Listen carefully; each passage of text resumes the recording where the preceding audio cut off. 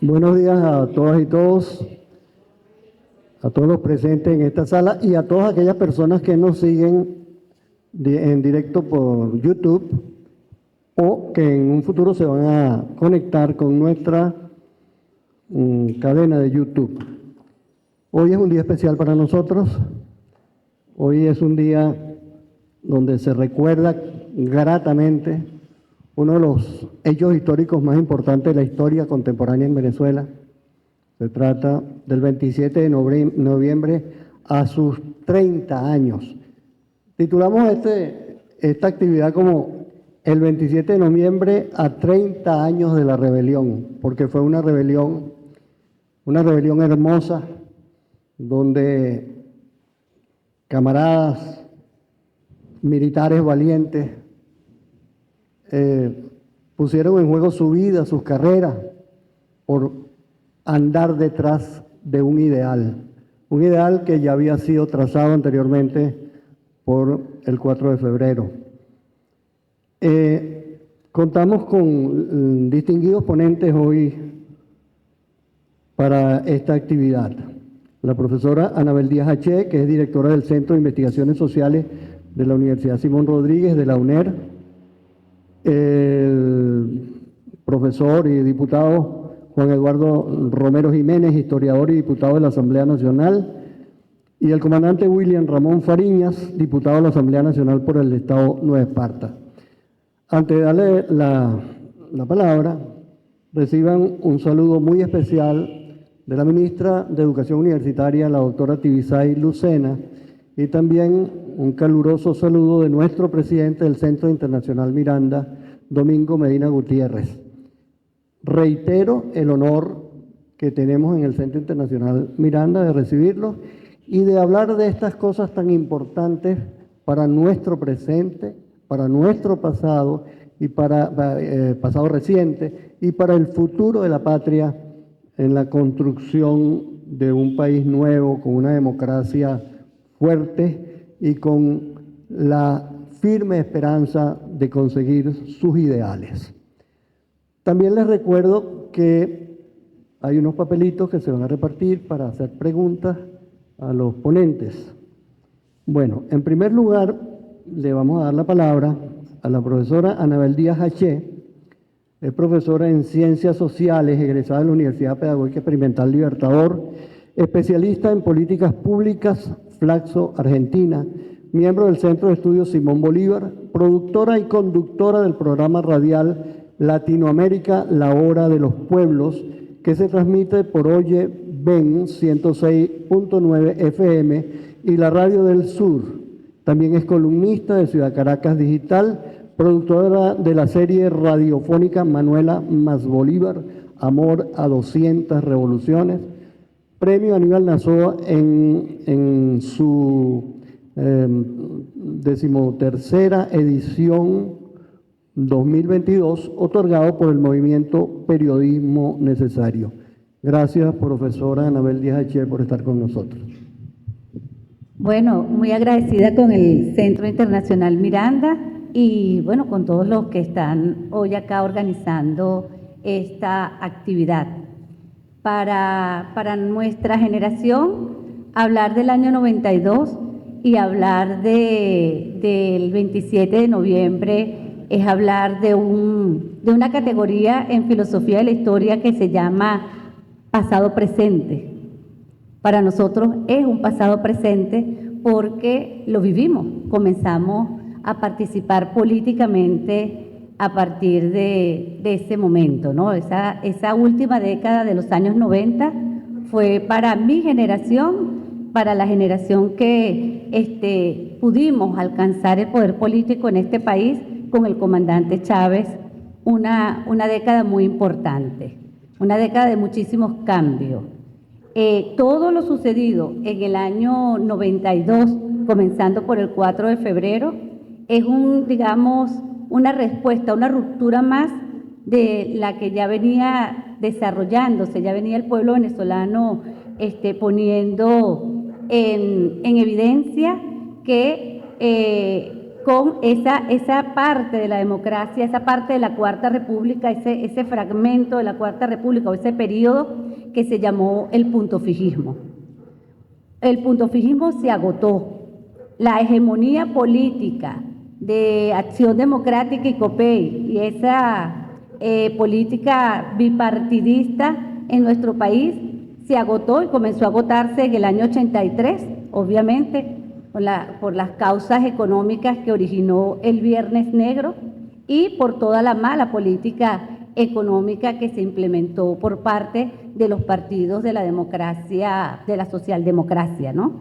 Allí, del año 83 en adelante, nos dice Maza Zavala que la calidad de vida del venezolano empezó a decaer de manera vertiginosa y no paró en ningún momento. Y la solución que nos daba la clase política para ese momento, con el segundo triunfo de Carlos Andrés Pérez, fue precisamente el paquete de medidas neoliberales. Ese fue, no tenemos proyecto de país, decíamos nosotros en las calles de Caracas. No tenemos proyecto de país, no existe una oligarquía capaz de dirigir a este país y nos están conduciendo al despeñadero. El despeñadero significaba para nosotros en ese momento, privatizar todo lo que pudiera ser privatizable, privatizar el petróleo, privatizar los servicios públicos, privatizar la educación, privatizar la salud y dejar al pueblo sin ese supuesto estado de bienestar que nos había ofrecido la socialdemocracia punto fijista. Allí, en ese momento, cuando la explosión del 27 de febrero en las calles de Guarenas, Caracas y luego con sus réplicas en algunos estados del país, se rompe la legitimidad. El pueblo deja de creer en esa clase política. Ya venía paulatinamente acumulándose un porcentaje importante de abstención. Sin embargo, es ese día, es en ese momento, en febrero del 89, cuando termina de romperse el pacto que se había hecho como sociedad, que habíamos hecho como sociedad con la Constitución del 91, que era, los partidos de izquierda se legalizan, vamos a resolver nuestros problemas en el Congreso Nacional, vamos entonces a tener una democracia donde, lo decía nuestra Constitución del 91, la soberanía reside en el pueblo, quien la ejercerá cada 5 años a través del voto, a través del sufragio. Esa era nuestra única forma de participación. De allí venimos, era una conquista importante para el año 41, cuando se hizo esa Constitución. Sin embargo, ya para el año 89 no nos servía. Era una camisa de fuerza que, definitivamente estaba dejando en una situación de exclusión social a una gran parte del pueblo venezolano. Ya nosotros, para el año 89, estábamos cayendo en una nueva categoría de pobreza, que era la pobreza alarmante. Es una categoría de pobreza que no habíamos conocido, ¿no? Entonces, esa situación, ese nivel de ruptura y de pérdida de legitimidad del sistema político venezolano trae como consecuencia que esa corriente histórica que se viene desarrollando en el pueblo y en el ejército, y en la Fuerza Armada Nacional Bolivariana venezolana, esa corriente histórica que es el bolivarianismo se pronunciara. La masacre del año 89 dejó claro para mi generación, yo tenía 14 años en el año 89, y nos deja claro que, esta es una oligarquía dispuesta a matarnos, pero no va a ceder el poder político. Eso estábamos claros. Cuando a partir del 89, nosotros estudiantes de secundaria nos tiramos a la calle a protestar por el pasaje estudiantil, a protestar por el presupuesto universitario, a protestar por los derechos y las reivindicaciones sociales del pueblo venezolano, sabíamos que íbamos a la calle y estábamos expuestos a morir, porque ya nos los habían demostrado en el año 89, que era una oligarquía dispuesta a masacrar al pueblo con tal de no ceder el poder político.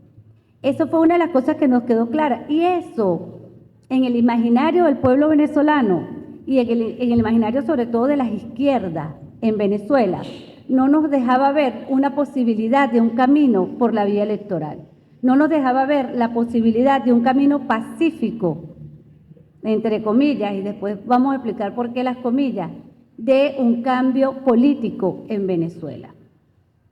Es una de las, digamos, de las cosas que nosotros tenemos que agradecerle, que pasará el tiempo y la distancia histórica necesaria para que podamos apreciar la labor política, el legado político del comandante Chávez, pero esa posibilidad de desactivar una guerra civil en un país como Venezuela, que el siglo XIX nos estuvimos matando entre nosotros mismos, es una tarea política de un líder de muy alta capacidad, de muy alta habilidad, ¿no? Y eso lo demostró el comandante Chávez a partir del año 92.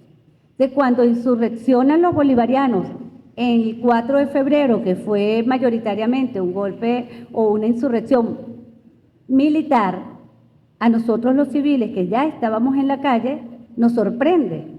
Nos sorprende hasta cierta medida porque sí existía la tradición en Venezuela con el carupanazo, con el porteñazo, ¿verdad? 30 años antes, los cuales nosotros no vivimos, pero que nuestra generación inmediata nos los hacía conocer, nos los hacía saber, porque muchos de nuestros padres, de nuestros tíos, de nuestros compañeros mayores nos decían, bueno, ¿cuáles son las similitudes? Yo me acuerdo que en ese momento, para el año 92, yo estaba en cuarto año de bachillerato, y para ese momento decían los que estaban más entendidos en la política cuáles son las similitudes entre el 4 de febrero y el porteñazo.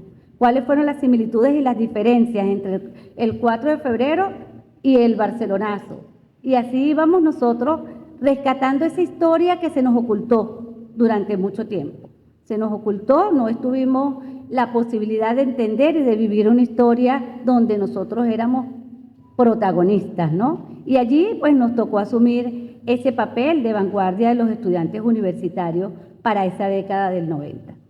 Cuando en el 92 el comandante Chávez dice el por ahora, este pueblo que siempre fue, como dice el dicho, un cuero seco, que si lo aplastas por un lado se levanta por el otro, se convirtió en algo completamente inmanejable para la derecha venezolana.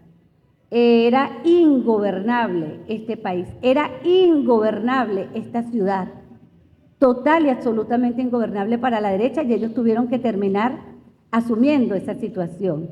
Pero ellos asumen esta situación de manera definitiva, de que no tenían la capacidad de gobernar, con el segundo golpe de Estado el 27 de noviembre, porque para la democracia puntofijista el estamento militar era muy importante.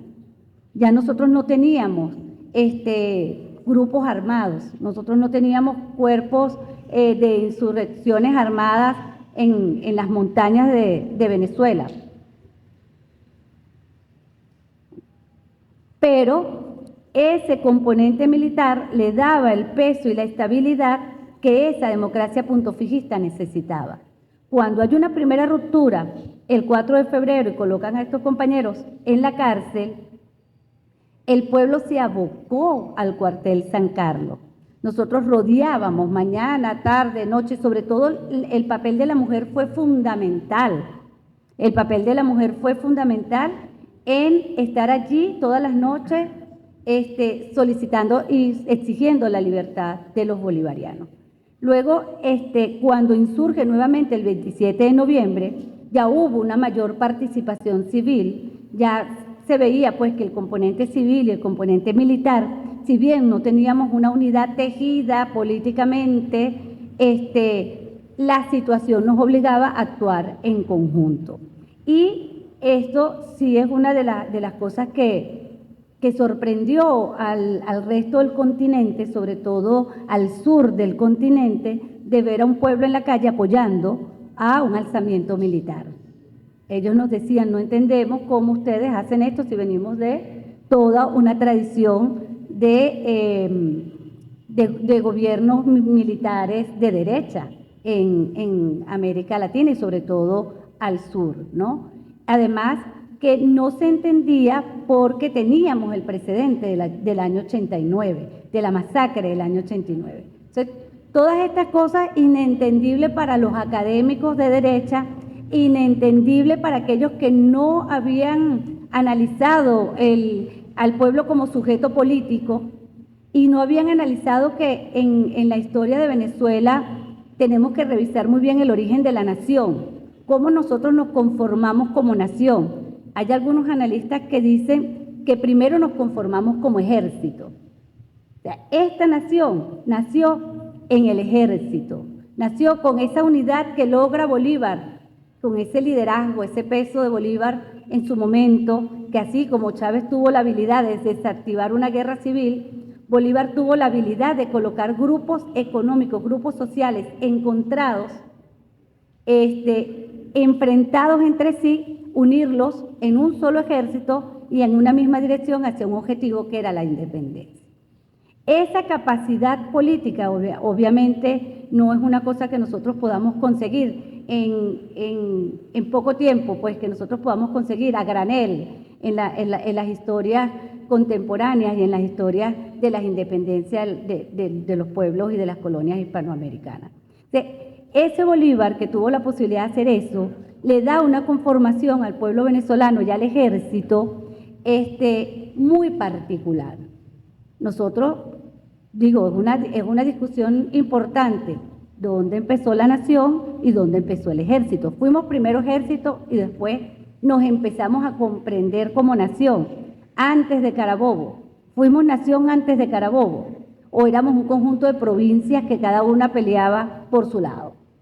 Esa es una realidad de lo que fue nuestro proceso de independencia, que además está muy fresco y tiene muchísimo que seguir investigando, que seguir buscando. La tarea, cuando nosotros nos inscribimos en esta corriente que nos llama el profesor Pedro Calzadilla, corriente de la historia insurgente, entonces se multiplica el trabajo de investigación, el trabajo de reelaboración, de redescubrir esa historia de Venezuela que había estado, digamos, por oficializada, relegada, borrada e invisibilizada.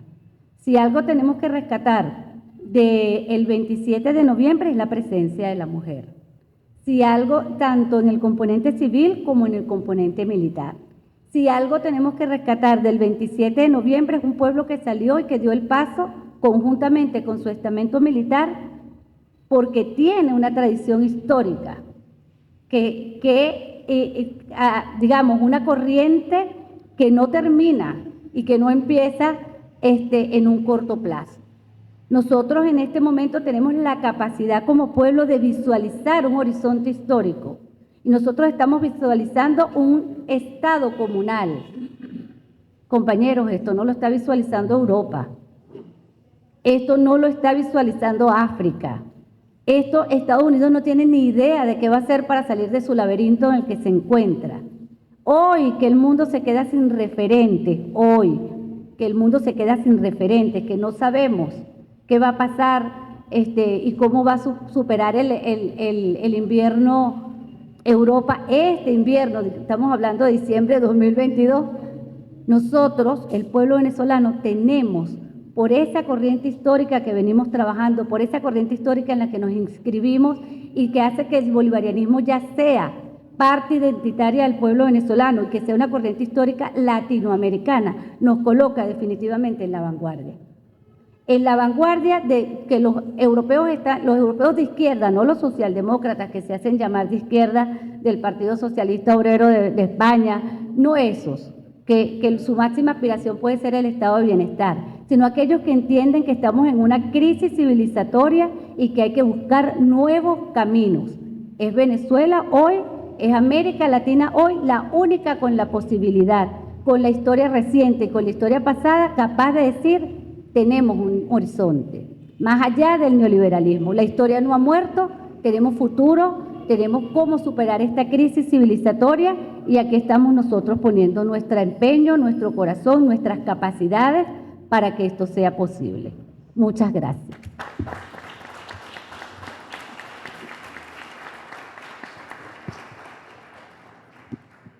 Realmente el SIM tiene la fortuna de tener estos dos distinguidos intérpretes de la Venezuela contemporánea y además estudiosos, investigadores de lo que está pasando hoy en día.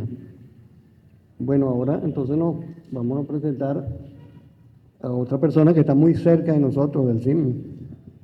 Y cada ratico acudimos a los dos, porque verdaderamente cuando vienen para acá nos dan lecciones importantes. Juan Eduardo Romero Jiménez, historiador venezolano, doctor en Historia Contemporánea de América Latina, docente de la Facultad de Humanidades y Educación de la Universidad del Zulia, investigador especialista en procesos políticos contemporáneos, director nacional del Centro de Investigación y Estudios Políticos y Estratégicos CIEPES y coordinador de la Red de Historia, Memoria y Patrimonio del Zulia, miembro de la Red de Estudios de Seguridad y Defensa de América Latina, RESDAL, miembro de la Asociación de Historia Actual, miembro del colectivo de formación Combates por la Historia, diputado a la Asamblea Nacional y miembro de la Comisión Permanente de Seguridad y Defensa de la Nación.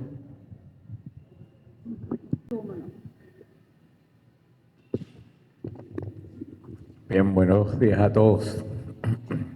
Para mí es un triple placer. Primero, encontrarme con ustedes en este espacio que hemos rescatado y que tan emblemáticamente se llama Casa de la Historia Insurgente y que nos identifica en términos de una praxis y en términos de un pensar historiográfico. En segundo, siempre es un gusto que Domingo Medina, Verónica y los compañeros del Centro Internacional Miranda tengan la amable deferencia conmigo de invitarme a estos espacios en medio de ese tumulto que es ser circunstancialmente representante en la Asamblea Nacional. Realmente les confieso que más gusto tengo cuando estoy aquí que cuando estoy en la Asamblea, aunque en la Asamblea hay veces que se ponen las cosas interesantes. Y finalmente, siempre es un placer coincidir con Anabel, vieja amiga, compañera, y con mi comandante William, a quien respeto, admiro y considero por su compromiso y su sapiencia. Anabel ya abonó bastante el terreno y yo quiero tocar algunos elementos que caracterizan aún más el 27 de noviembre que el propio 4F. Y si bien es un lugar común, una coincidencia más bien, no es un lugar común, es una coincidencia en la interpretación de los procesos que vivimos el 4F, de hablar de la unidad cívico-militar, y sin lugar a dudas el 4F, buena parte de nosotros nos movimos. Yo siempre digo con orgullo que, por ejemplo, a mí el 4F, el comandante Arias me encargó la misión de caerle a plomo a la DC, cosa que cumplimos gustosamente. Yo era presidente del Centro de Estudiantes de Humanidades en ese momento, estaba ya culminando mi carrera, yo terminé en julio del año 92 mi carrera como licenciado de Educación Área Historia.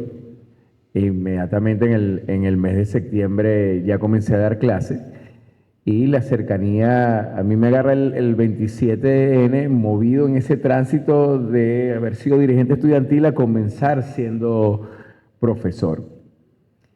Y los compañeros de Bandera y Tercer Camino que estuvieron metidos clave en eso eran muy cercanos con nosotros. Nosotros nos activamos allá. Por supuesto, el Zulia no fue tal epicentro como sucedió con el resto del país, pero esto me permite señalar que si bien coincidimos todos en la unidad cívico-militar del 4F, esa unidad cívico-militar se reforzó el 27 de noviembre. Y en mi criterio, asumo la responsabilidad aquí historiográfica del tema, por lo que significó, por el protagonismo que tuvo Chávez el 4F, hemos minimizado esa dinámica de la unidad cívico-militar del 27 de noviembre.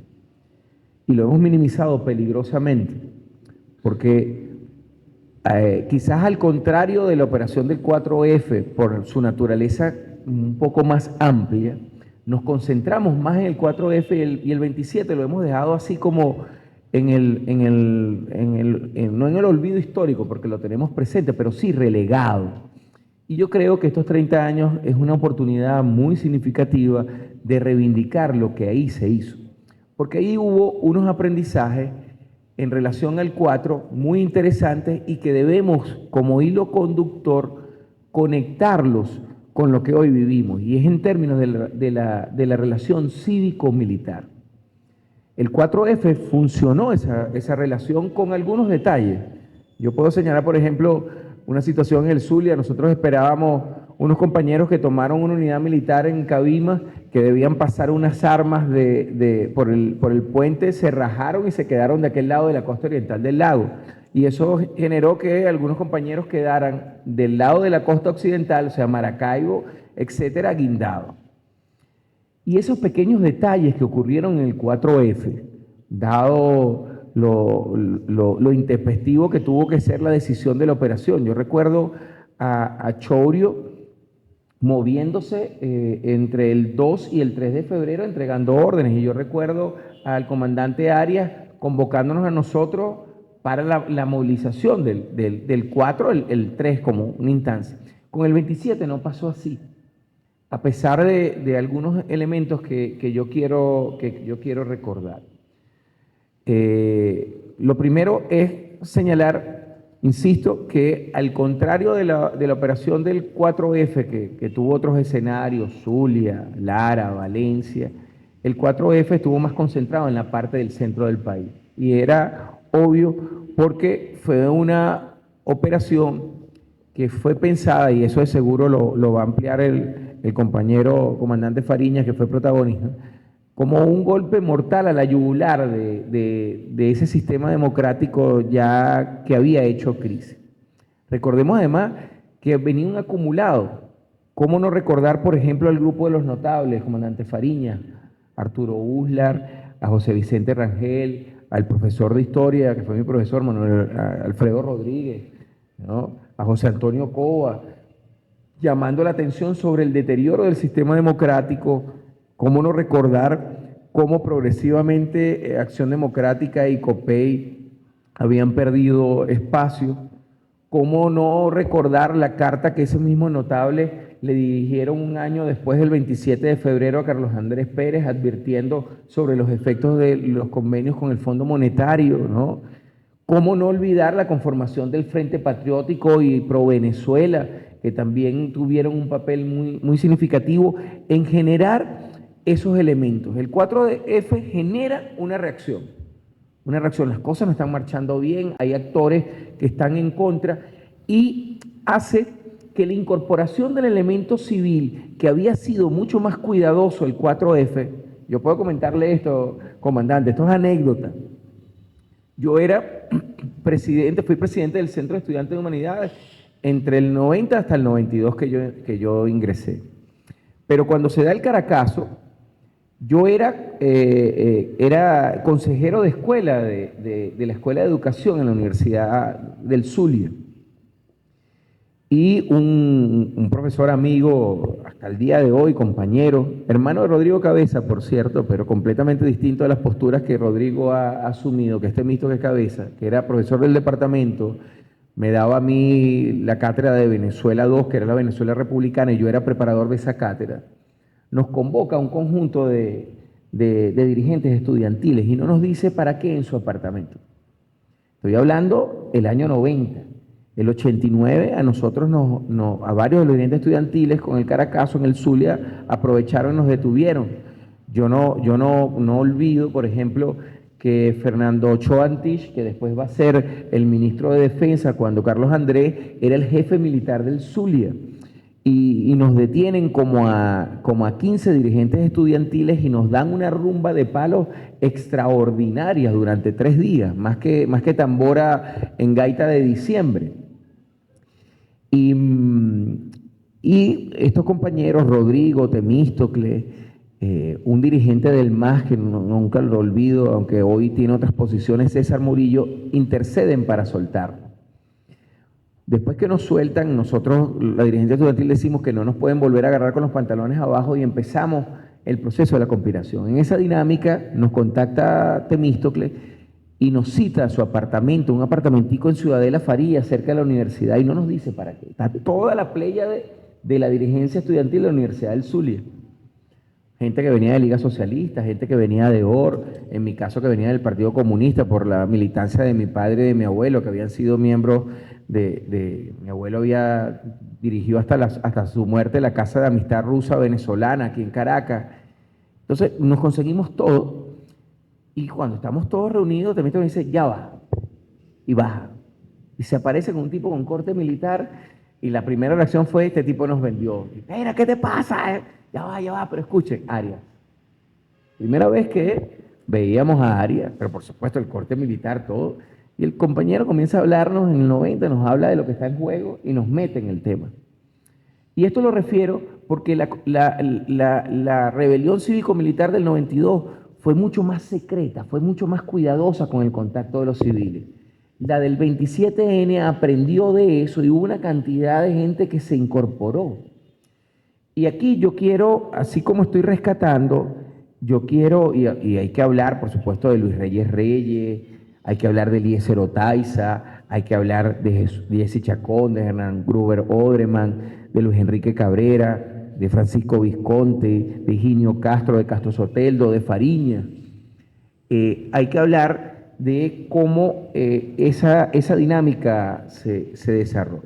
Escenarios, Palacio de Miraflores, BTV, la base aérea de La Carlota, la base Libertador en Maracay, la Mariscal Sucre en Aragua, la Landaeta en Lara, mi comandante, ¿no? Otaiza en los alrededores de Miraflores, ¿no? Y fíjense que por eso mismo de exaltar el 4F por la presencia de Chávez, minimizamos algunas cosas. Otaiza llegó a movilizar a más de 150 civiles en los alrededores de Miraflores para una operación de toma mientras que los compañeros estaban en La Carlota, generando una operación de distracción que permitiera el desarrollo de las operaciones militares. Y eso ha pasado minimizado por el carril de la historia y yo creo que hay que reivindicarlo. Inicialmente, y esto seguro lo va a reforzar el comandante Fariña, se trataba de trasladar 2 aviones Hércules al batallón de Marina Rafael Urdaneta. Y otro tema que no se dice es que como los aparatos de seguridad del Estado se habían activado de tal manera después del 4F, hubo una detención de cerca de 700 oficiales de la Armada y del Ejército que iban a participar en la maniobra del 27 de noviembre. Y por eso es que nos concentramos tanto en que fue la aviación. La aviación no fue tocada a pesar de las presunciones que se tenían sobre ello, pero la Armada, que iba a estar metida y que tenía un papel sumamente importante, fue prácticamente desmovilizada en días previos al 27 de noviembre. Igual que algunos elementos que no habían salido el 4F, que estaban en el ejército, pero que estaban también en la maniobra. Pero ahí hay que señalar, bueno, el papel de los aviones Bronco, de los cazas Mirage, de los T-2D, de los Tucanos, que también participaron activamente en esa dinámica, el protagonismo tanto de Castro Soteldo como del comandante Fariñas en el control de La Carlota, que fue vital, ¿no?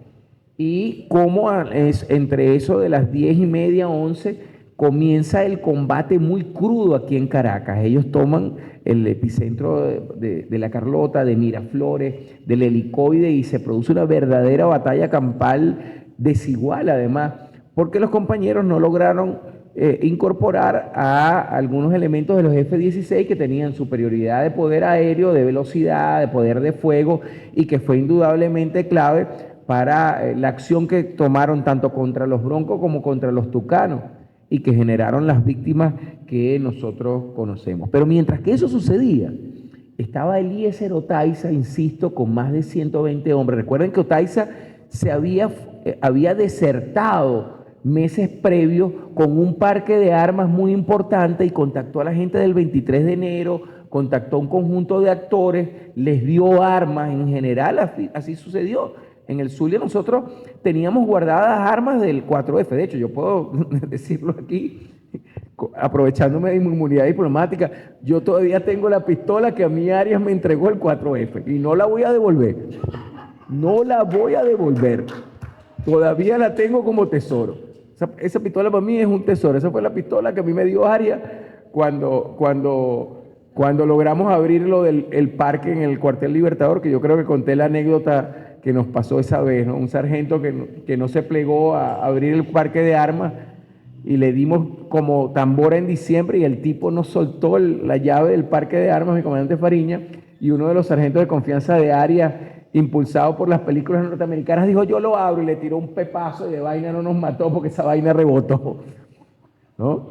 Esa arma de ese parque la tengo yo todavía, mi comandante, la tengo yo todavía, te recuerdo. Entonces, fíjense cómo esa operación se da, y yo quiero resaltar ese elemento civil de compañeros de bandera, que bueno, que hoy podemos tener toda la crítica sobre cómo terminaron, pero en ese momento esos compañeros y los compañeros de Tercer Camino dieron el pecho con nosotros.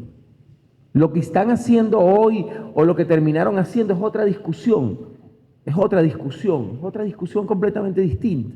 Y yo creo, Domingo, que estaba por ahí, creo que en algún momento deberíamos de hacer aquí, aprovechando esta Casa de Historia Insurgente, un debate sobre lo que fue ese proceso de colado después del 4F de algunos de los compañeros de izquierda que hicieron frente común contra las medidas de CAP, contra los abusos que nosotros vivimos y que muy bien recordaba Anabel en esa época de estudiantes, los venezolanos en general, y que hoy sabemos dónde está. Yo creo que hay que analizarlo también.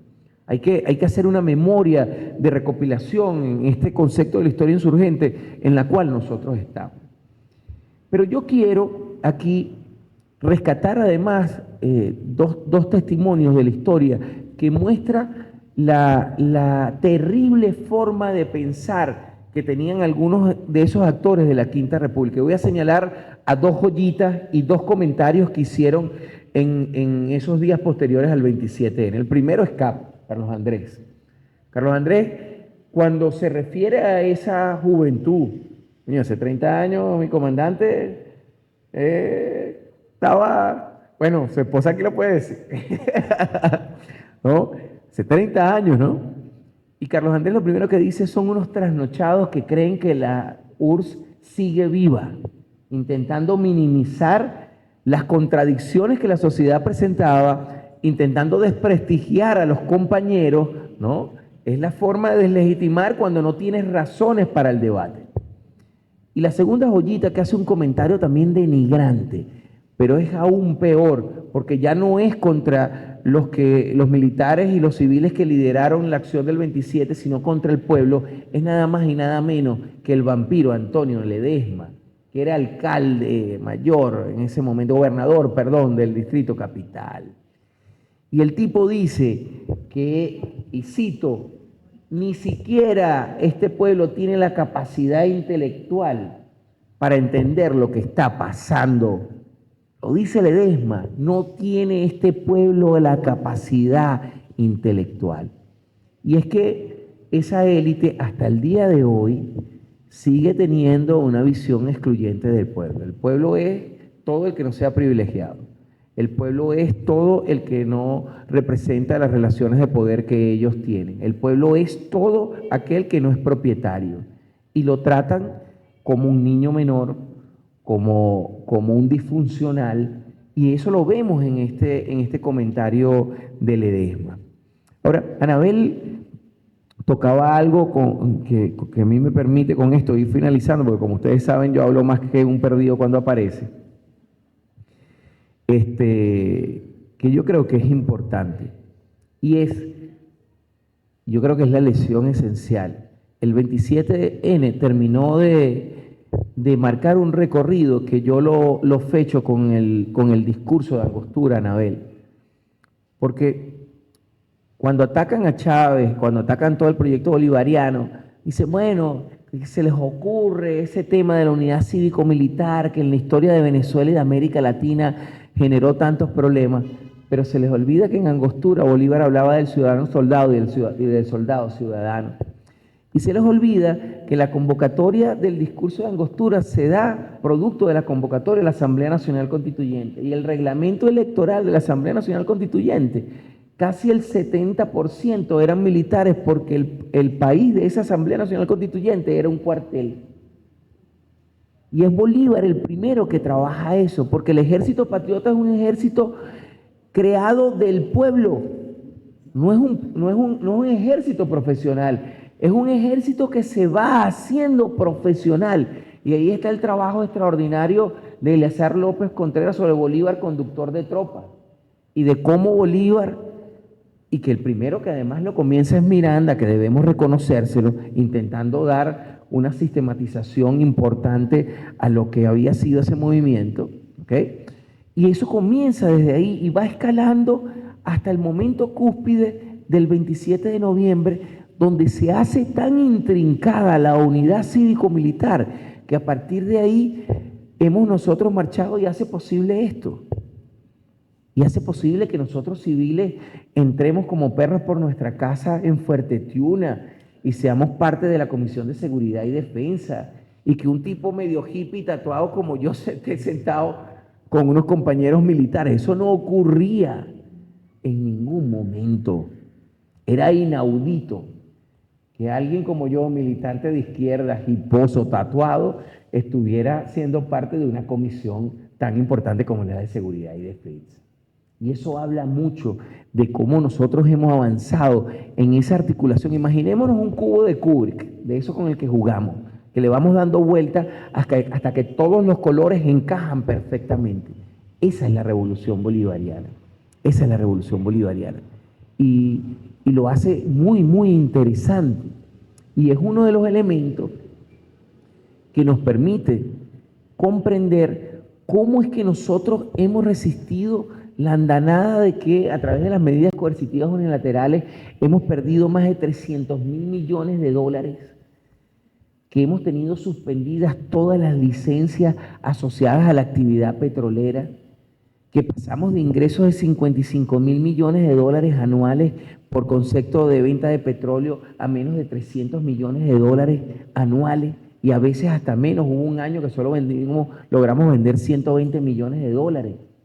Y que este pueblo no nos hayamos matado entre nosotros a las condiciones de carencia, de guerra cognitiva y depresión a la que nos sometieron, muestra la realidad de aquel poema de Miguel Hernández que dice: en medio del humo de las batallas y del tronar de los fusiles, siempre cantan los ruiseñores. Muchas gracias.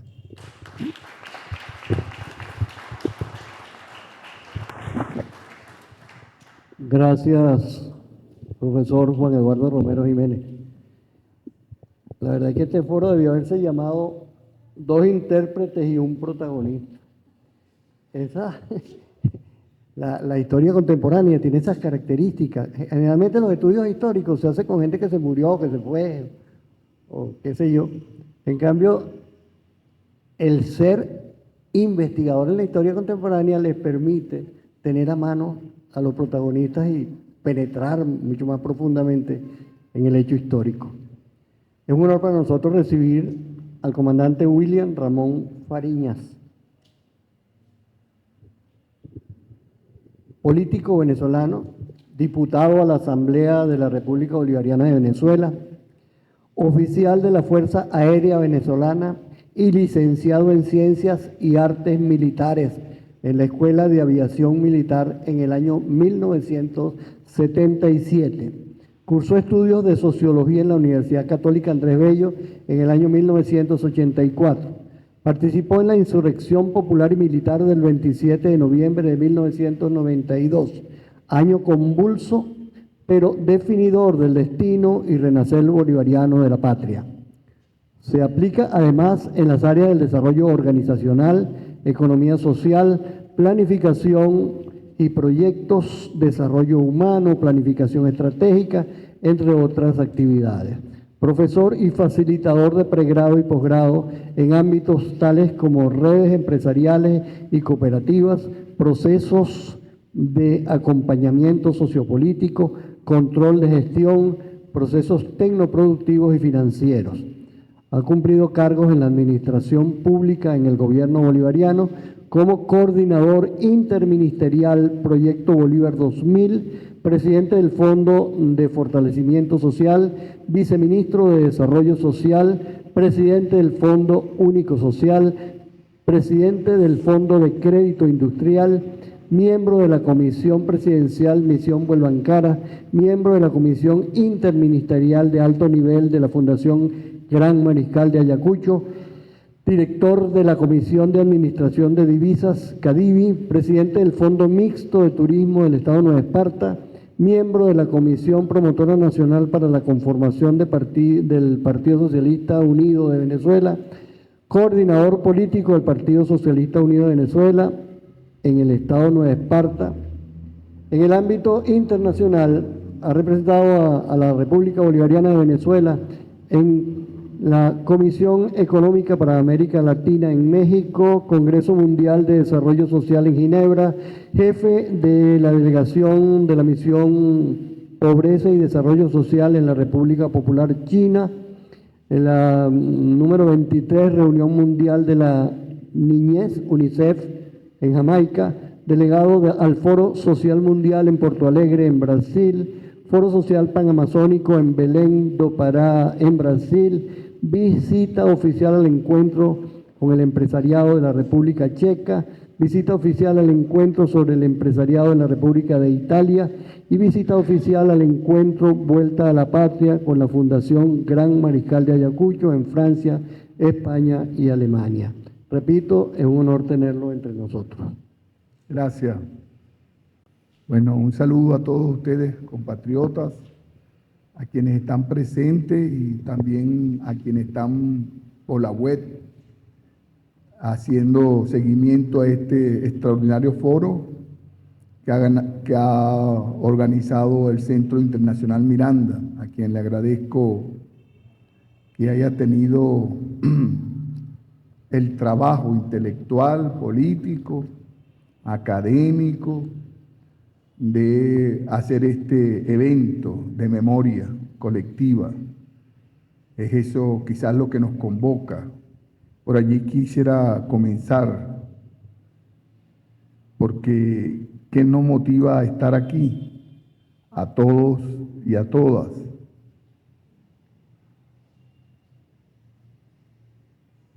Y es la pregunta con que quiero comenzar y que Anabel y Juan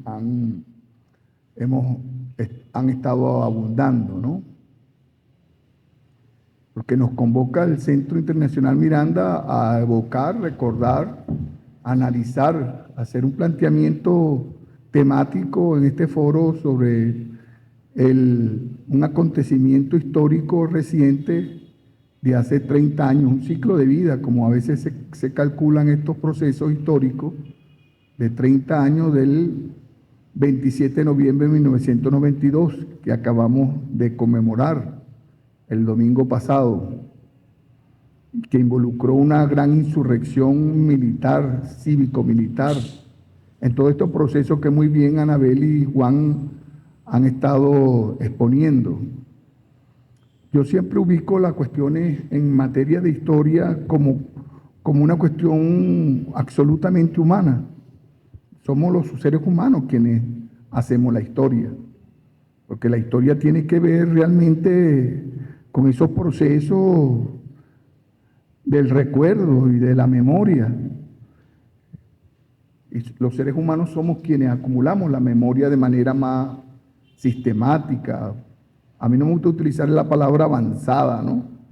Pero evolucionada, por decirlo de alguna manera. En los seres vivientes, en los mamíferos, quienes logramos evolucionar en nuestro cerebro más allá de lo límbico, del cerebro de la supervivencia, los seres humanos hemos venido en ese proceso evolutivo y estamos en ese proceso evolutivo. La evolución no se ha acabado, continuamos en un proceso evolutivo.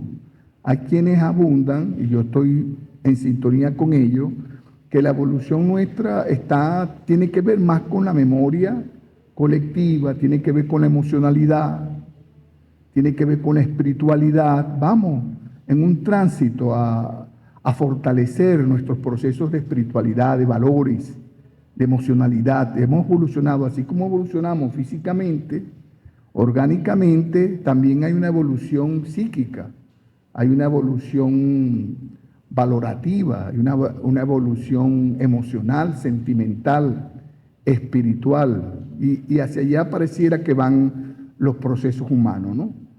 Más que la supervivencia material, biológica, es la supervivencia que tiene que ver inclusive con planteamientos esto que estamos diciendo nosotros, el curso de la humanidad, la crisis climática. ¿Qué tiene que ver eso, la crisis climática, cuando la Tierra se ha visto sumergida en estos procesos climáticos que le cambiaron la faz a la Tierra? Ahora, pero resulta que ahora el factor humano tiene que ver con la crisis climática y con los cambios que pueden generar cambios estructurales en la conformación del planeta y la supervivencia de la vida de los mamíferos, entre otros, y muy particularmente de esta especie que somos los Homo sapiens. Y asimismo, los Homo sapiens nos convertimos realmente en esos seres dentro de la biología mamífera, de entre los mamíferos que somos nosotros, porque en definitiva somos mamíferos, ¿verdad? Nosotros pertenecemos a esa especie. Algunos consideran que los mamíferos, los cetáceos, las ballenas, los delfines, también los elefantes, ¿no? Son los que más tienen esa capacidad de memoria, ¿no? Se habla de la memoria del elefante, ¿no? De su cerebro frontal. Claro, el cerebro de una ballena es más grande que el de nosotros. Y el cerebro de un elefante es más grande que nosotros, pero nosotros en la parte de lo que llaman el hipocampo, la memoria reside en esa capacidad organizativa, de recordar, de aprender todo lo que tú vives en tu contexto. Esa es la historia también. Estoy dando una visión, nadie haya pensado que está en una visión positivista del pensamiento histórico, de la historia como ciencia.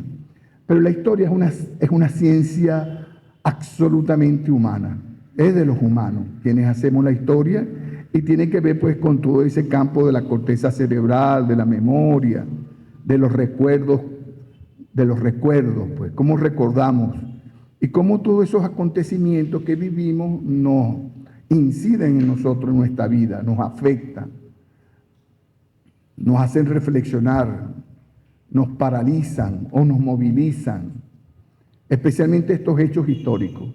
¿Por qué conmemoramos el 27 de noviembre o el 4 de febrero o el 27 de febrero de 1989 o la independencia o la batalla de Carabobo? Son hechos así episódicos, son como acontecimientos que nos conmocionan, pues nos hacen sentir que estamos viviendo, que estamos inclusive al borde de la supervivencia, en la confrontación, y nos marcan. Y eso es lo que hace que nosotros le demos significado a estos hechos. Es decir, estamos aquí porque humanamente es perfectible que humanamente nosotros le demos significado a eso. Y esos procesos de construcción que no son solo personales. No es una situación personal. Es posible que los actores en términos personales como sujetos vivan estos acontecimientos, pero más allá del sujeto personal es el sujeto colectivo, los colectivos. Y estos son procesos que valen para todas las sociedades humanas. Entonces nosotros nos ubicamos en esos procesos y construimos esos saberes, porque es una construcción de saberes. Como cuando uno dice históricamente eso que uno dice, tú chocaste con la piedra la primera vez y choca la piedra con la segunda vez. Entonces hay un proceso de aprendizaje de ese encuentro con esa piedra. La primera vez que tú te tropezas con la piedra y te puedes tropezar hasta la segunda vez, pero ya cuando tropiezas la tercera vez puede ser problema de la estupidez humana, ¿no? Pero el ser humano se paraliza ante ese hecho, porque a lo mejor en la primera tropezón que tuviste te caíste y te partiste la boca o te raspaste la rodilla, pero ya tú te inhibes ante la realidad. Entonces hay las categorías que también entran dentro de lo humano. Es decir, yo estoy diciendo todas estas cosas cuando evocamos el tiempo, cuando evocamos el espacio, cuando evocamos esa concepción estructural de los acontecimientos, ¿no? Que continúan, ¿no? Porque cuando uno dice sencillamente, nadie choca con la piedra a la misma vez, está hablando de un proceso estructural, que más allá de lo episódico del momento cuando tropezaste por primera vez, sino que te pone como a pensar, epa, cuidado que vuelves a chocar con la piedra otra vez. Cuando uno habla de chocar con la piedra otra vez, es evocar la historia, es evocar el conocimiento histórico como proceso humano, de aprendizaje, de saberes. Por eso se le da gran consistencia a estos espacios del debate, del foro. Estamos construyendo los saberes, y los saberes que afloran, y en la dinámica, esta dinámica dialéctica, ¿no? Esta dinámica dialéctica del aprender, del cuestionar. Por eso creo que el espacio es perfectamente válido del punto de vista intelectual, del punto de vista político, que nosotros nos demos estos espacios para el debate. Yo quiero retomar una frase de Carlos Marx de 1848, cuando Carlos Marx inscribe, no es de Carlos Marx realmente, pero Carlos Marx la recoge y dice: la lucha de clases, o el motor de la historia, es la lucha de clases. Es como para buscarle un significado a la historia, pero más allá de la historia de lo anecdótico, ¿no? De lo episódico. Ya es como construir un constructo, ¿ves? Fíjense lo que está planteando él, ¿no? El motor de la historia es la lucha de clases. Es decir, que la historia se moviliza. Cuando habla de motor, es lo que moviliza, lo que impulsa. Hay una energía que se transforma para que la historia sea acogida por nosotros como seres humanos. No solo en los espacios intelectuales, en los espacios académicos, ¿no? Esto no es una cuestión que sitúa al ser humano en sus saberes nada más intelectuales o académicos. No, es lo cotidiano. Es una reflexión profunda del ser humano que se plantea ese quehacer, ese devenir de la historia.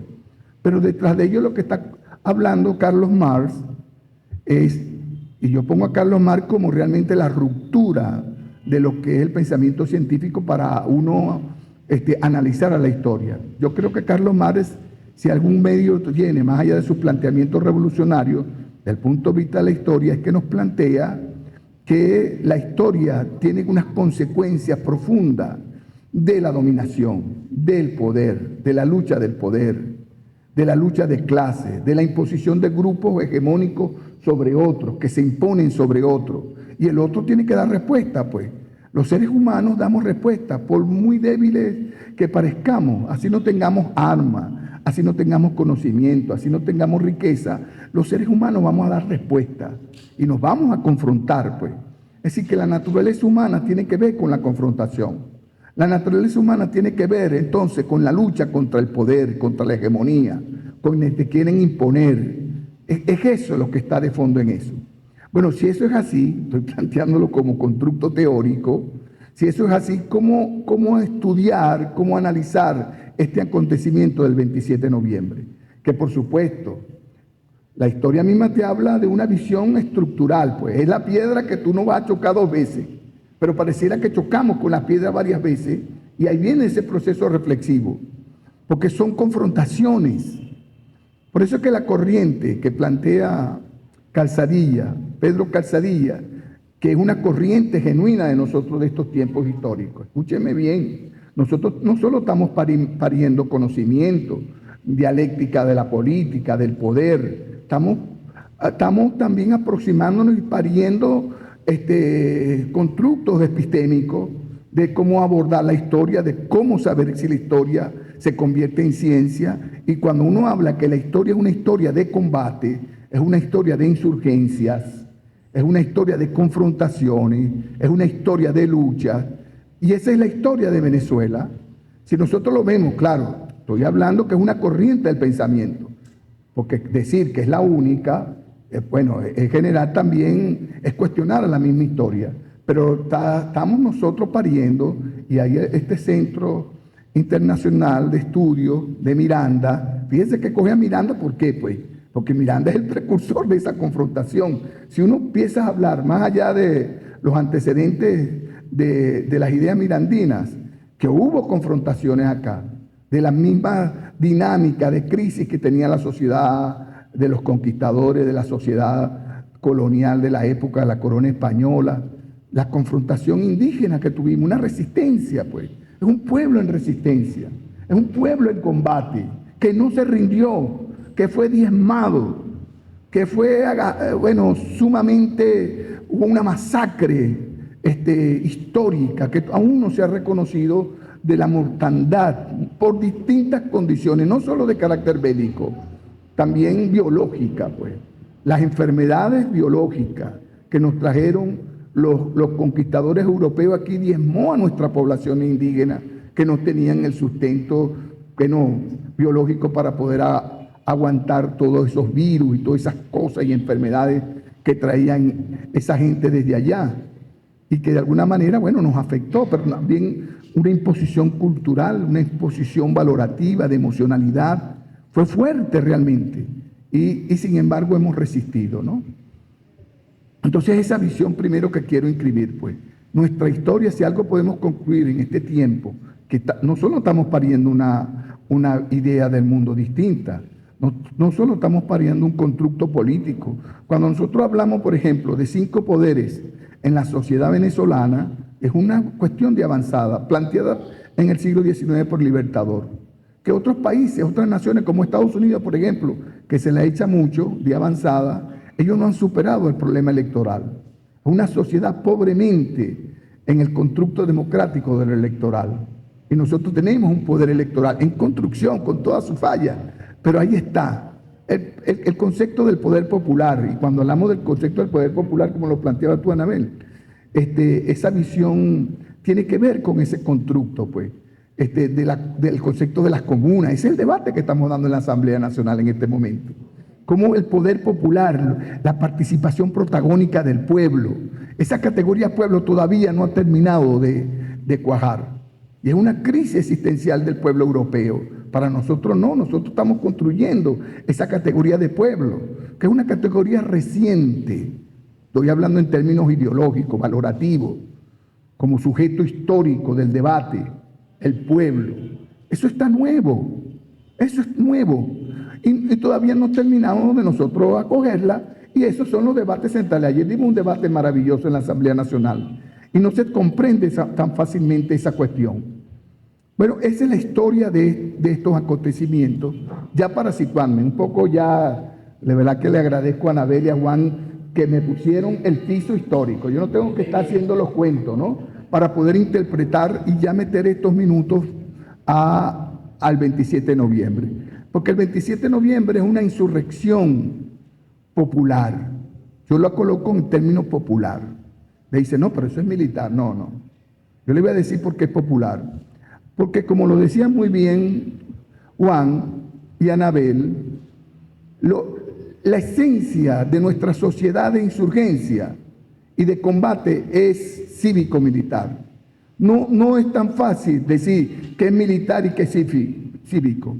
Porque ¿dónde está el grueso del ejército patriota? ¿Quiénes los conforman? Militares. ¿En qué academia estudiaron? ¿En qué cuartel se formaron? ¿Cuántas veces hicieron orden cerrado? Es decir, ese concepto que nosotros tenemos actual de que los soldados van a prestar servicio militar, no, ahí no se prestaba servicio militar. Ahí tú ibas de tu casa para la batalla, para la guerra, para la batalla. Te hacías soldado en el combate. Era la insurgencia propia. Tenemos una naturaleza militar. Y cuando hablamos de militar no lo veamos simplemente como un tema de uniforme. Militar tiene que ver con la conciencia de defender tu patria. Cuando uno analiza lo militar, cómo se forman los militares para defender lo que se llama patria, que es un concepto latino, concepto de la etnia latina de 400, 500, 600, 800 años antes de Cristo, allá en el Lacio, en Italia. Y ese imperio se impuso después de esa conciencia de patria. La patria es un concepto que nace con ese pueblo que después se convirtió en imperio, que fueron los romanos, que nosotros categorizamos romanos, pero es toda esa cultura mediterránea con gran ascendencia egipcia, con gran ascendencia griega, y se fue formando ese mundo mediterráneo para conformar lo que era la patria, la defensa de la patria.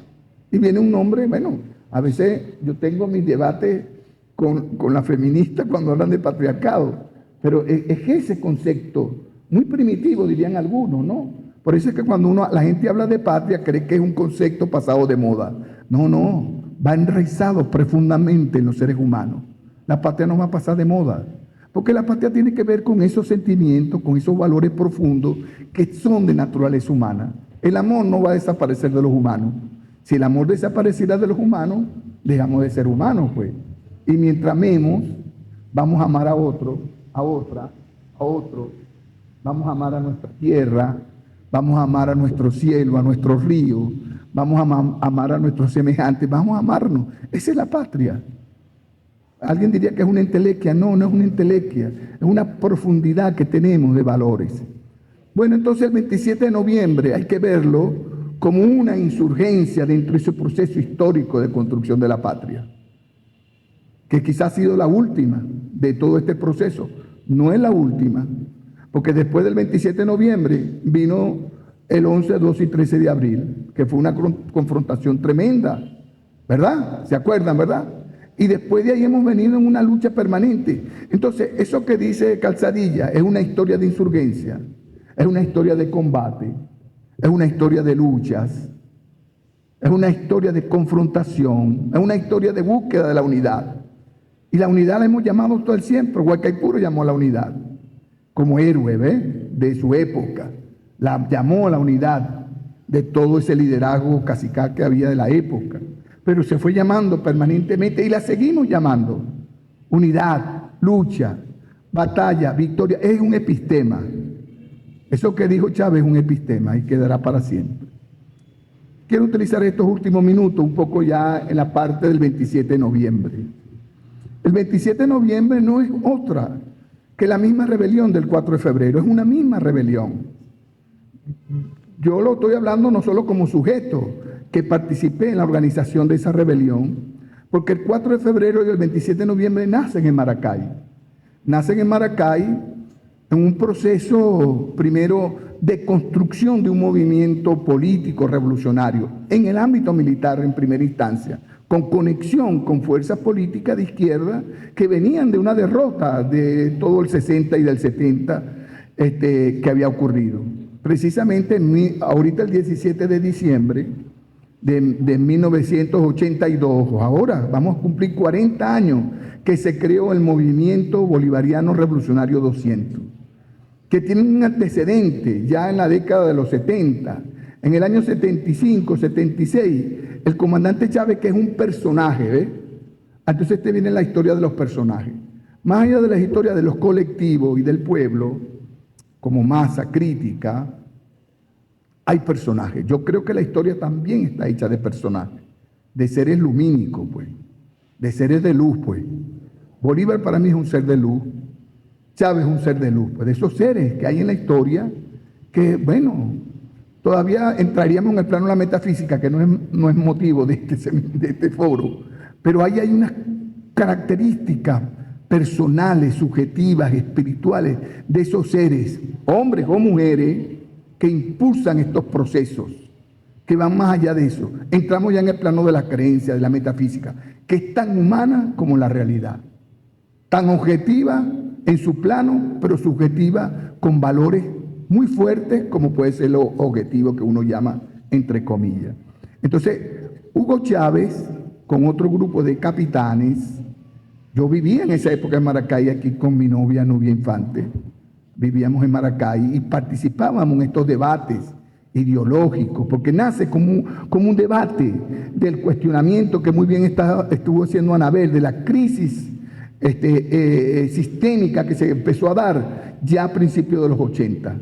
A principios de los 80 hay una crisis sistemática, estructural, viendo la estructura en la historia como espacio-tiempo, ¿verdad? Hay una crisis estructural y empieza un debate que se da en todos los espacios, pero se da en los espacios de los cuarteles ya de manera formal.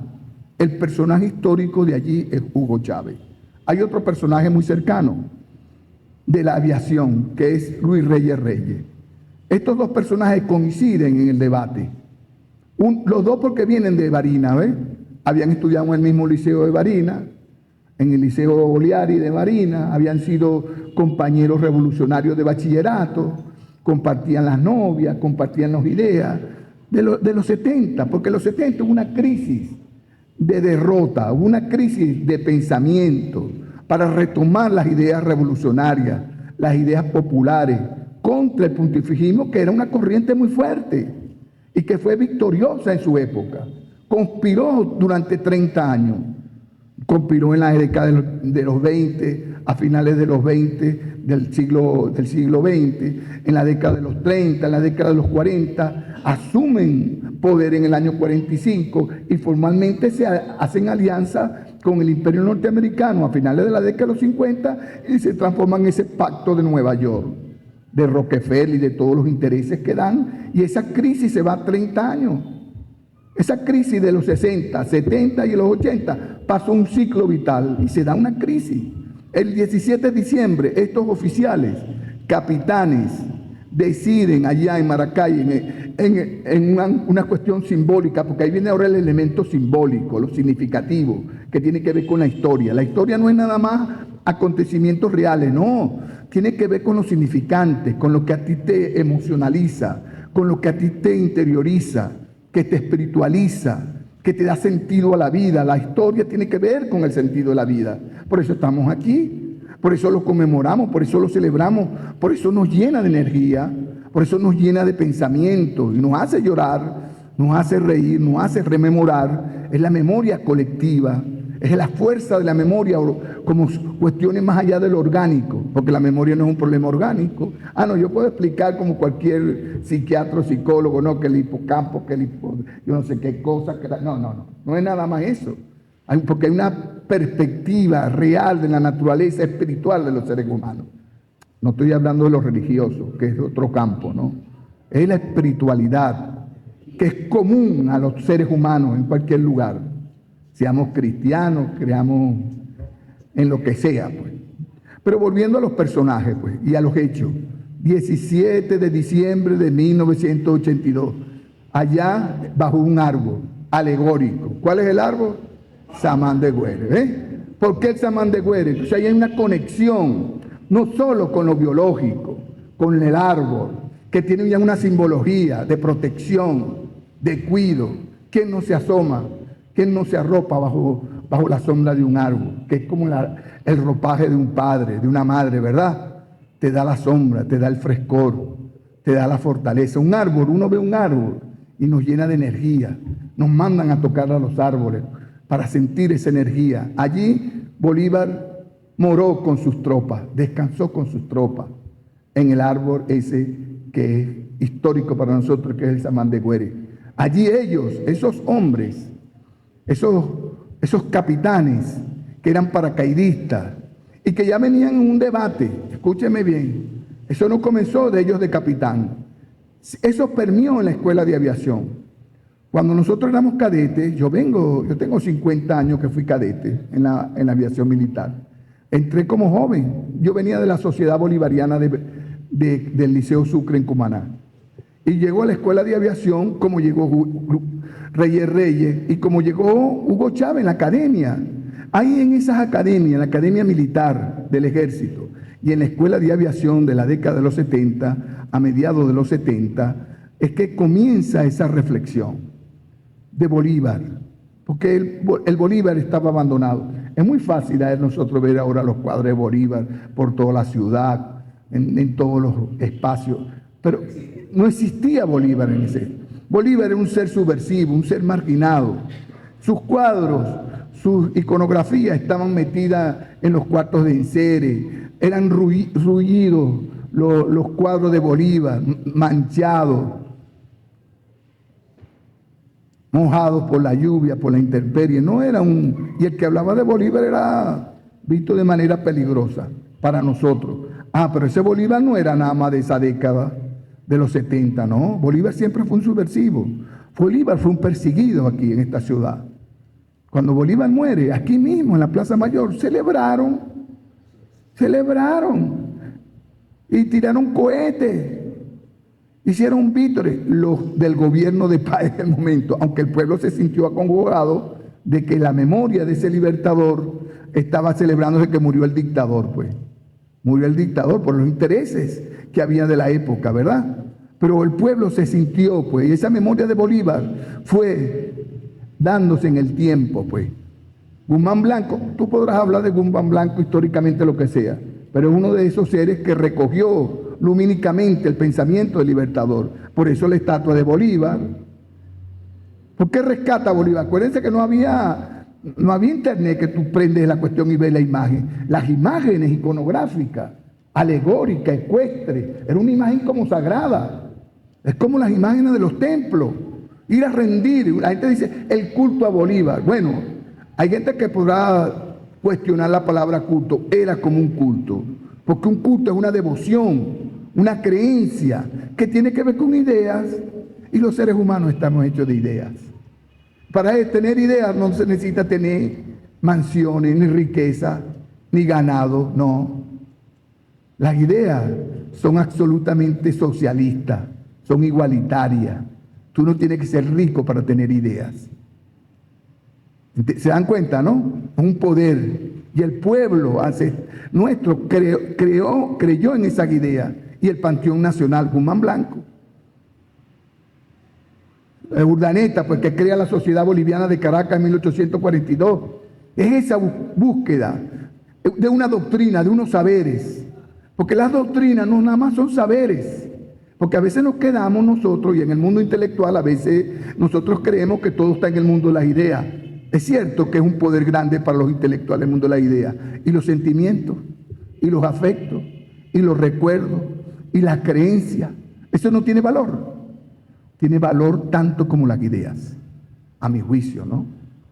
Todo eso, un complemento. No es que nada más nos quedamos en el mundo de los sentimientos, los afectos, la veneración. Somos seres que veneramos, porque somos seres humanos. Y si somos seres humanos, somos seres que amamos. ¿Y qué es el amor? ¿Qué es el amor? Es ponernos en el lugar del otro. Es sentir al otro, es entregarme por el otro. Que el otro me acompañe y yo lo acompaño en la buena y en la mala. Y de ahí viene la mitología del matrimonio. En la enfermedad hasta la cual me diría Nubia a mí que está pidiendo que me case con ella. Le digo, aguántate que ya nos vamos a casar tarde o temprano. Entonces, bueno, es esa idea, ¿ves? Estos seres, estos compañeros ya de capitán, primero empieza pues en las escuelas, ¿ves? Yo puedo hablar de mi escuela como personaje, Castro Sotelo, Reyes, y allá, bueno, los otros compañeros, cadetes, y nos fuimos haciendo oficiales en las doctrinas de Simón Bolívar, en las creencias de Bolívar Libertador, ese ser lumínico, ¿ves? Referente. Yo estoy convencido, ya lo entro casi en el plano de la espiritualidad, que el debate es entre Bolívar y el capitalismo. Las ideas neoliberales, ese es el espacio en la humanidad. Bolívar se lo plantea en 1815, 1805. La incógnita del ser humano en libertad se conseguirá en el nuevo mundo. Plantearse, no es en Europa, decía él, no es en Grecia, ni en el Oriente, no. Entonces, bueno, allí nace. Porque en 1983 venía el Bicentenario Libertador. Y era una formidable ocasión, del punto de vista del movimiento, de ir calando, de ir sembrándose en su bicentenario, en el ambiente militar, en los cuarteles, en las bases aéreas, en los grupos de combate, en las unidades aerotransportadas. Ahí nace en Maracay. Maracay es la cuna de esa corriente, de ese pensamiento. Y allá, por eso es que salen de Maracay, por eso es que la aviación sale de allá. Y eso se fue cociendo. Muchas reuniones clandestinas. Primero de una manera así, quiero decirle hasta como sentimental, ¿no? Pero después ocurrió un hecho que nos llamó a la reflexión, el 27 de febrero. Es una ruptura que nos conmocionó profundamente, no solo a los militares, sino a la sociedad venezolana. Los cuarteles, las tropas militares salieron a masacrar al pueblo. ¿Qué ve lo que maten 3.000 personas en 3-4 días? Y no solo eso, toque de queda que nadie puede salir y nadie vio. ¿Quiénes vieron los cadáveres recogerse en la calle? Fueron los militares mismos, los oficiales, con sus tropas, llenar camiones de seres humanos. Otaiza me contaba que estaba sirviendo en Valencia, y otros que vivimos en Maracay, aquí en Caracas, cómo se recogían y se llenaban camiones de volteo de cadáveres. Y esos camiones de volteo iban, escúchenme, a veces suena dramática la cosa, y hacían fosas comunes y volteaban los camiones y los cadáveres, como la Segunda Guerra Mundial con los alemanes, pues. Escúchenme, eso nos conmocionó a la sociedad venezolana y a los patriotas bolivarianos, como nos llamaban, los comacates. ¿Por qué comacate? ¿Se acuerdan de esa palabra? Comandantes, mayores, capitanes y tenientes. Era un movimiento de la juventud militar. Bueno, y fuimos pues ascendiendo. Yo conocí a Chávez de capitán y ya fuimos avanzando hasta teniente coroneles, los comandantes.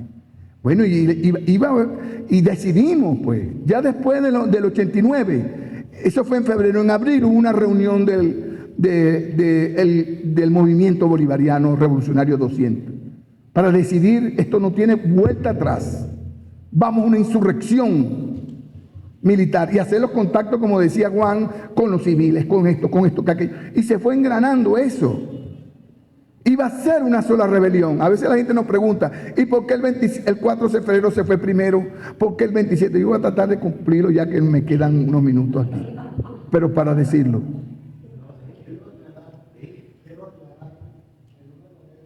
Fueron a parar su novia. Bueno, entonces quiero decirlo, porque una pregunta, ¿por qué el 4 de febrero se vino primero? ¿Por qué el 27 después? Iba a ser una sola insurrección, compatriotas. Y se iba a dar el 10 de diciembre de 1991 en la base Libertador. Todos veníamos de allá. Los paracaidistas con Hugo Chávez y los comandantes de batallones de los paracaidistas allá en la Placera y en el cuartel Páez de Tacita de Oro allá en Maracay, con las bases aéreas Libertador, base Sucre. Nosotros vivíamos en Maracay, Nubia y yo, y tuvimos que vender la casa corriendo, porque a mí me tocaba tomar la Carlota aquí, porque yo había trabajado teniente en la Carlota.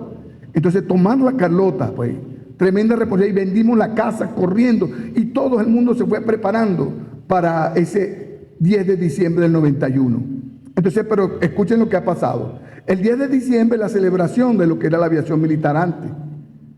Pero el año anterior, en el año 90, habían venido unos aviones gringos, se llamaban los Thunderbird.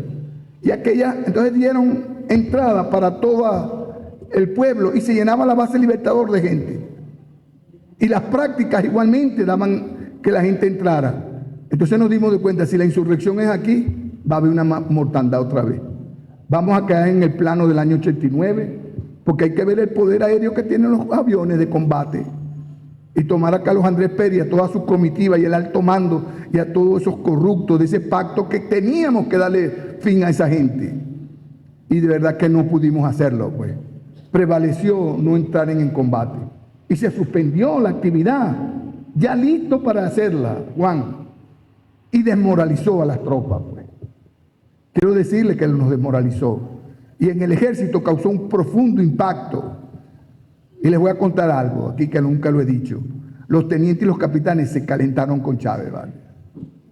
Y dijeron, nos vamos con aviación o sin aviación. Y eso aceleró el proceso. Entonces pasamos todo el mes de diciembre, hasta el 31 de diciembre, el 1 de enero, todos esos días, buscando cómo coordinar la fuerza. Ya los aviones nuestros se habían replegado, porque habíamos traído aviones desde Maracaibo, desde Barquisimeto, desde Barcelona, para concentrar las fuerzas en Maracay, para hacer una sola arremetida de lo que era la rebelión bolivariana en el año 91. Y eso, bueno, nos llevó a no terminar de cuadrar y nos amaneció el 4 de febrero, pues. Imagínense la desmoralización que teníamos los aviadores, nuestros hermanos.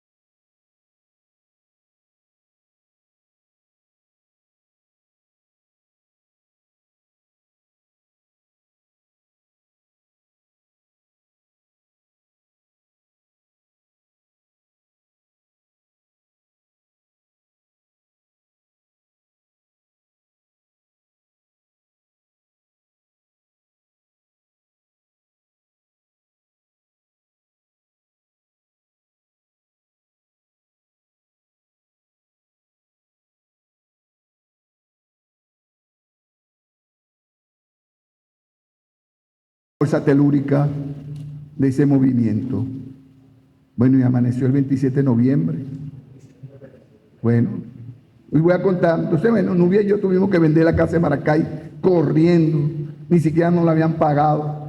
Nos metimos en un apartamento en San Antonio, armando la cuestión. La última reunión ya para las operaciones la hicimos allá en el apartamento con las cajas ahí montadas, con 3 chamitos, uno de 6, uno de 4 y uno de 2. Bueno, vámonos para el combate. Nubia no se fue porque teníamos esos 3 tripones allí, pero estaban metidos en estos combates, llevando inteligencia, haciendo reuniones. Y así como ella, todas las madres, todas las hermanas, todas las compañeras, todos los profesores, todos los estudiantes esperábamos esa rebelión, esa fuerza telúrica que nos ha traído hasta acá. Bueno, quiero dejarlo hasta aquí. Muchas gracias.